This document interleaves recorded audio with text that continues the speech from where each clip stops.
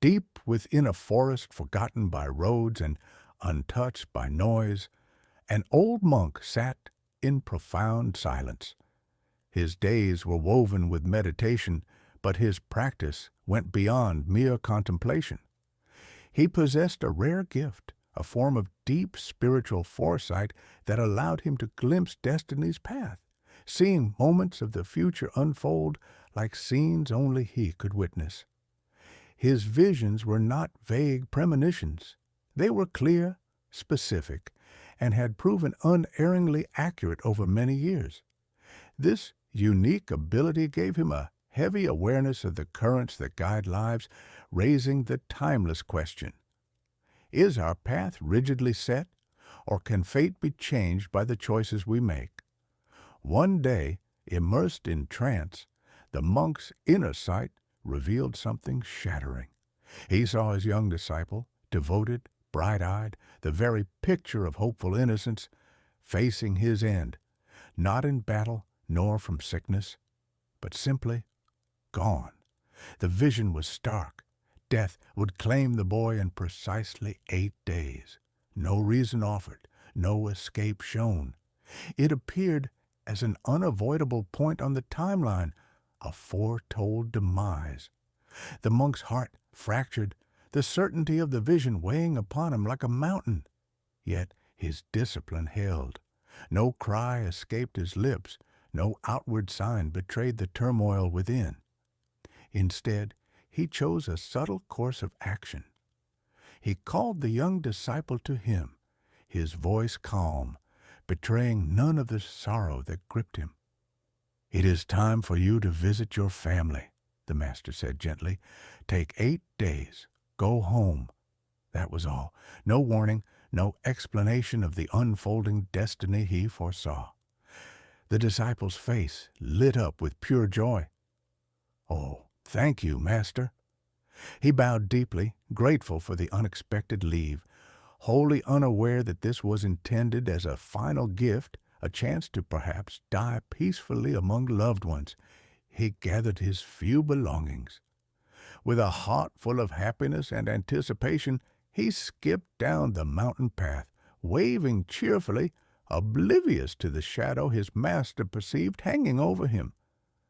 The old monk watched him go, a silent ache in his chest, believing he might never see the boy's bright smile again. The young monk traveled with a light heart, the beauty of the mountains mirroring his own cheerful spirit. Halfway through his journey, thirst drew him to a clear, gurgling stream. Kneeling to drink, his eyes caught movement near the water's edge. Ants, not just a few, but thousands, bustling in their intricate world, unaware of anything beyond their immediate existence. As he watched, a sudden awareness struck him. Not a mystical vision, but a practical observation. Rain upstream had been heavier than usual. The water level in the stream was rising rapidly, threatening to surge and engulf the small cave entrance that housed the entire ant colony. Ants cannot swim. The rising water meant certain annihilation for them all. He paused. He could easily drink his fill and walk away. No one was watching.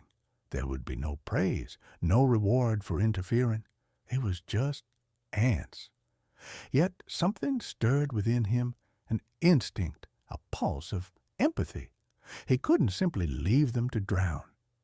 In that moment, a decision was made, born not of thought, but of heart.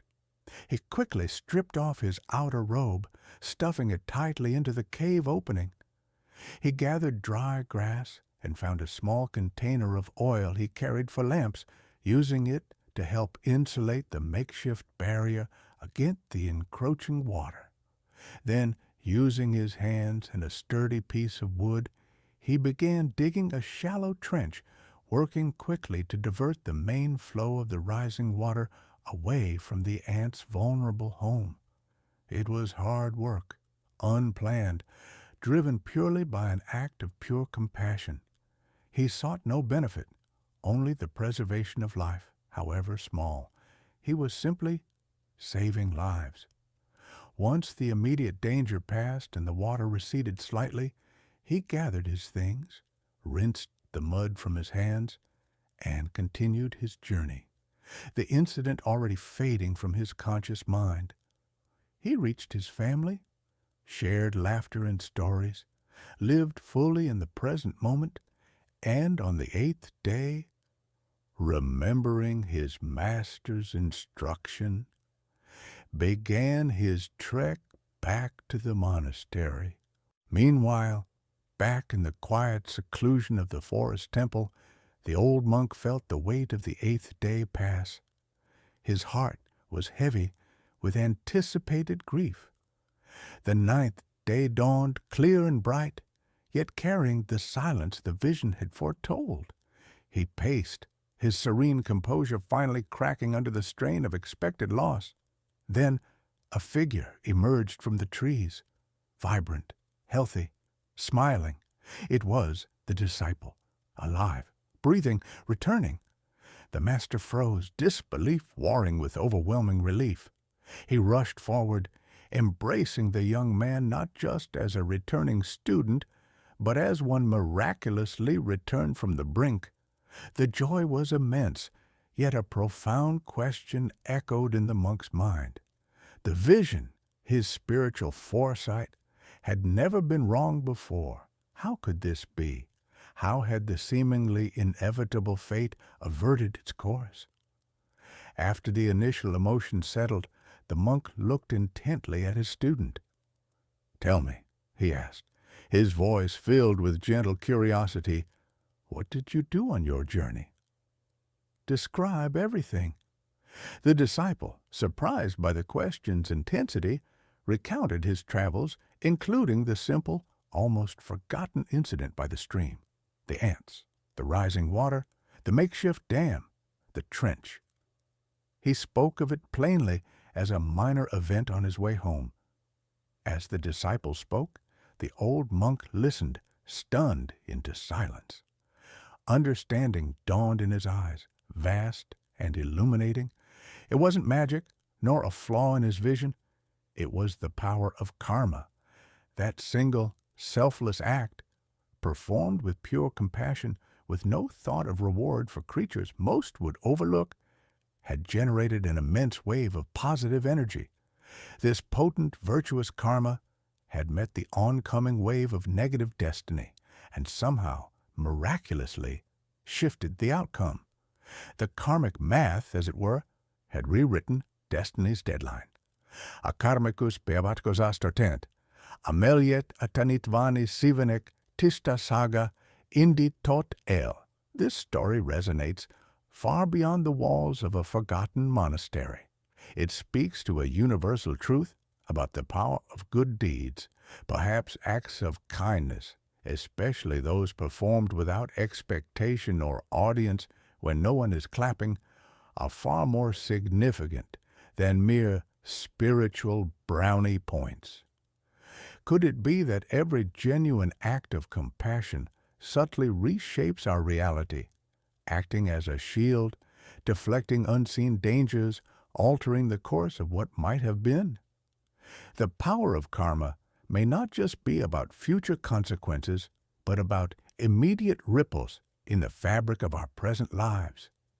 Consider the moments in your own life, the near misses, the unexpected blessings, the tragedies that almost happened but didn't.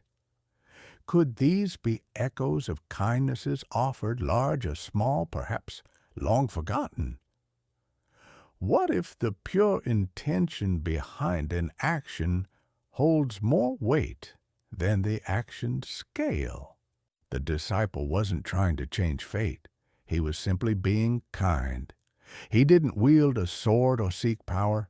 He acted from the heart to save the insignificant, and in doing so, his own life was saved. It suggests that while we may not fully escape the broader currents of destiny, perhaps we can negotiate with destiny through the quality of our actions and the cleanliness of our intentions. Perhaps small acts change fate in ways we rarely comprehend. Many wait for grand moments, for life-altering events to define their path. But this ancient tale whispers a different truth. The most profound shifts, the quiet miracles that rewrite destiny, often hide within the smallest, most unassuming choices born of empathy. So, the next time you feel the impulse to help, to offer kindness to someone or something, and a voice whispers, "What difference will it make?" Remember the young monk and the ants. He was supposed to die, but because he chose compassion, because he performed a selfless act to save lives most would disregard, life itself, through the subtle balance of karma, stepped in and saved him. And perhaps, just perhaps, saving a life, any life, might end up saving your own.